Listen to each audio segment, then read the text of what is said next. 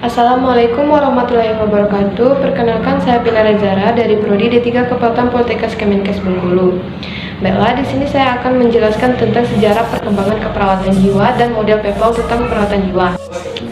Baiklah, langsung saja untuk yang pertama saya akan menjelaskan tentang sejarah perkembangan keperawatan jiwa.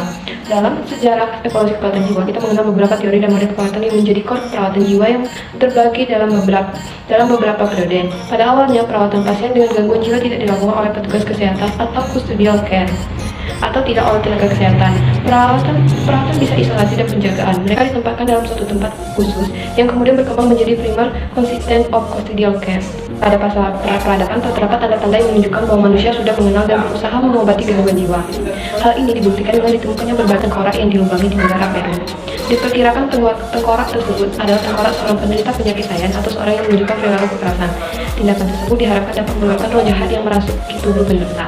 Pada peradaban, kepercayaan bahwa gangguan jiwa itu timbul karena masuknya roh nenek moyang ke dalam tubuh seseorang lalu menguasainya, merupakan suatu hal yang universal.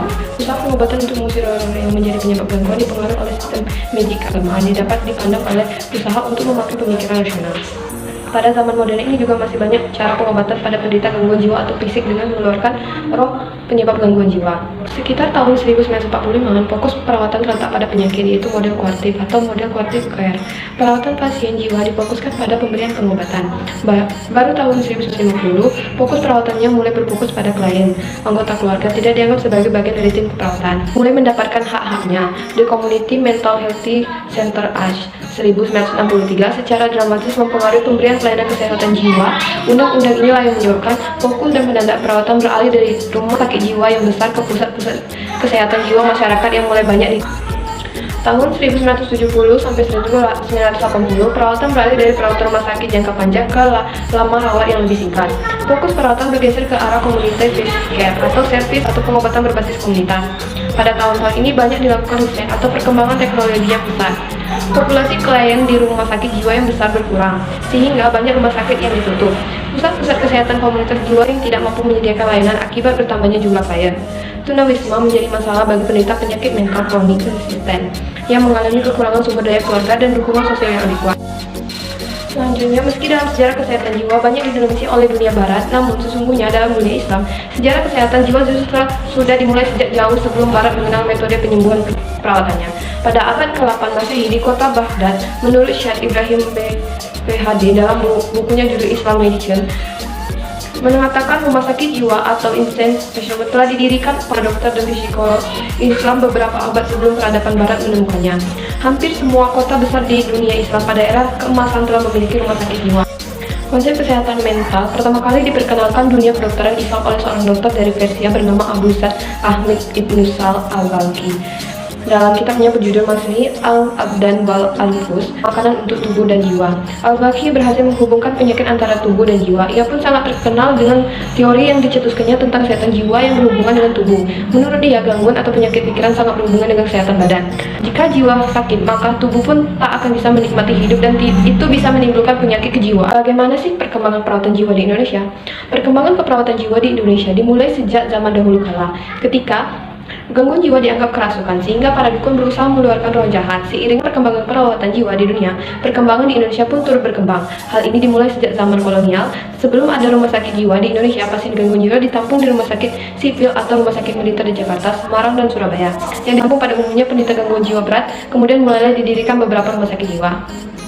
Baiklah, itulah tentang sejarah perkembangan keperawatan jiwa. Selanjutnya saya akan menjelaskan tentang model PEPLAW. Teori PEPLAW Intervensional Jiwa Teori PEPLAW 1952 berfokus pada individu, perawat, dan proses interaktif. PEPLAW 1952 yang menghasilkan hubungan antara perawat dan klien. Menurut konsep model ini, model PEPLAW, kelainan jiwa seorang bisa muncul akibat adanya ancaman. Ancaman tersebut menimbulkan kecemasan, ansietas timbul dan alami seorang akibat adanya konflik saat berhubungan dengan orang lain atau profesional. Menurut konsep PEPLAW, perasaan takut seseorang didasari adanya ketakutan ditolak atau tidak diterima oleh orang sekitarnya. Berdasarkan teori ini, klien adalah individu dengan kebutuhan perasaan dan keperawatan adalah proses interpersonal dan terapeutik.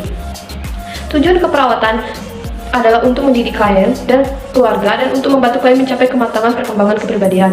Oleh sebab itu, perawat berupaya mengembangkan hubungan antara perawat PEPLAW mengembangkan teorinya sebagai bentuk prihatinnya terhadap praktik keperawatan Kosdina Kel, sehingga sebagai perawat jiwa melalui tulisannya ia mulai mempublikasikan teori mengenai hubungan interpersonal dalam keperawatan. 5 adalah memberikan asuhan keperawatan ditekankan pada perawatan yang bersifat terapeutik. Aplikasi yang dapat kita lihat secara nyata itu pada saat klien mencari bantuan. Pertama, perawat didiskusikan masalah yang menjelaskan jenis pelayanan yang tersedia dengan berkembangnya hubungan antara perawat dan klien bersama, mendefinisikan masalah dan memungkinkan penyelesaiannya. Dalam hubungan ini, klien mendapatkan keuntungan dan memanfaatkan pelayanan yang tersedia untuk memenuhi kebutuhannya, dan perawat membantu klien dalam hal menurunkan kecemasan yang berhubungan dengan masalah kesehatannya. Teori dan gagasan PEPLAW dikembangkan untuk memberikan bentuk praktik keperawatan jiwa. Baiklah, itulah sedikit penjelasan tentang sejarah perkembangan keperawatan jiwa dan model PEPLAW yang berhubungan dengan keperawatan jiwa. Saya ucapkan terima kasih. Wabillahi taufiq wal hidayah. Wassalamualaikum warahmatullahi wabarakatuh.